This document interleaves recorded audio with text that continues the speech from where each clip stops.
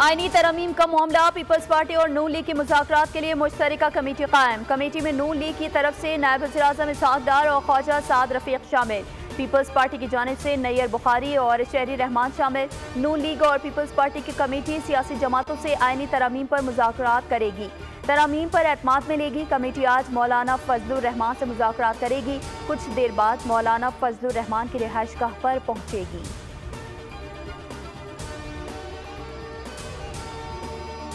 अली अमीन Gandapur police समेत किसी भी इदारे की हिरासत में नहीं। गंडापुर भागे हुए हैं, इस्लामाबाद में हुए तो ढूंढ लेंगे। वजीर दाखिला मोहसिन नकवी की मीडिया से गुफ्तगू, कहा केपी हाउस से अली अमीन गंडापुर के भागने की फुटेज मौजूद है। अहलकार के कत्ल में मुलविस अफराद के खिलाफ सख्त कार्रवाई की जाएगी।